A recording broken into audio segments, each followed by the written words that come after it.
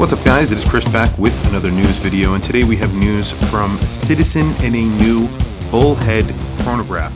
So yes, Citizen have re-released the Bullhead's Chronograph. They did this actually a little while ago where they came out with a solar powered version of the Bullhead Chronograph that had a power reserve. It was a little bit bigger, around 45 millimeters than the original design, actually a lot bigger.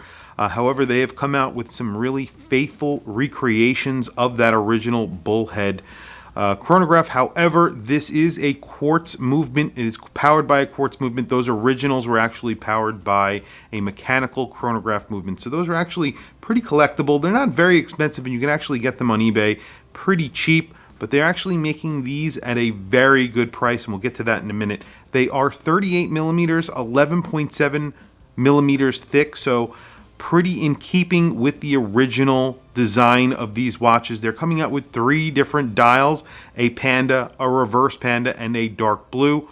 All of them get sort of silver toned hands, and then on the chronograph itself, you're getting orange hands. So looks really good, very retro. Bullhead's chronographs, if you guys are not familiar, basically all of the controls for the chronograph, both pushers, are at the top of the case along with the crown. This is because you're going to use it while you're driving, and it's easier to operate if you have gloves on and things like that. So it's very easy for you to operate when you are looking at it at a glance and you want to press those pushers quickly. It's at the top, and it's very easy. You don't have to actually turn your hand around. That's basically the reason why they do that.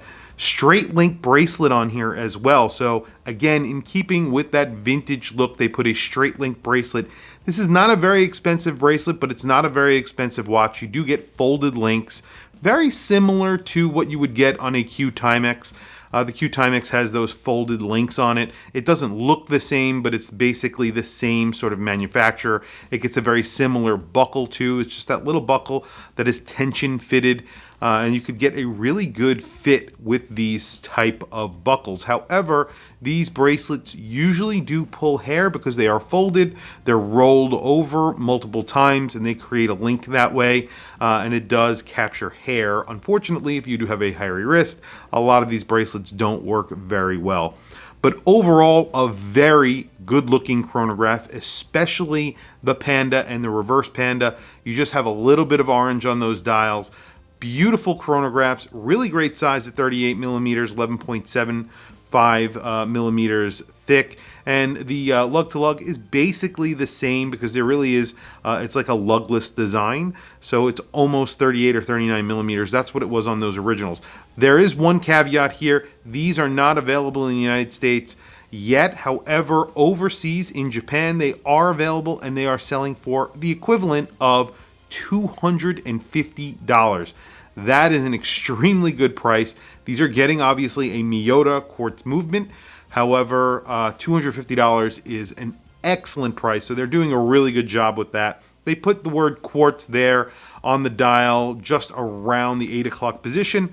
But besides that, there's really not a huge difference from the look of this watch from the original. And I really do like what they've done with that. That was really important because these were good looking watches, and they've done a really good job here. But tell me what you guys think in the comments below. I want to hear from you guys. Please tell me what you think of these chronographs. I think they are really good looking. I hope they make their way to the United States. However, they may not. Sometimes that happens, and eventually they can trickle here to the United States. There are a few brands that actually make homages to these. One that comes to mind is Detroit Mint, and I actually have a couple of those. I'm going to do a video about those. Really good looking watches. There is a gold version that was actually in a movie that was by Quentin Tarantino, Once Upon a Time in Hollywood. It was worn by Brad Pitt on a sort of a bun strap. So they actually made an homage to that watch. I'll do a video on that watch. Very good looking watches as well. So anyway, tell me what you guys think in the comments below. I want to hear from you guys. Please also don't forget to like, subscribe, hit that bell icon. It is super helpful for the channel, and I very much appreciate it. Please follow me on Instagram. My Instagram is WatchChrisBlog. I have some links in the description. Those links are to Amazon. If you click those links and buy anything, it helps support the channel. It doesn't cost you anything extra. However, I very much appreciate it. Anyway, thank you for logging on. I'll catch you guys in the next video.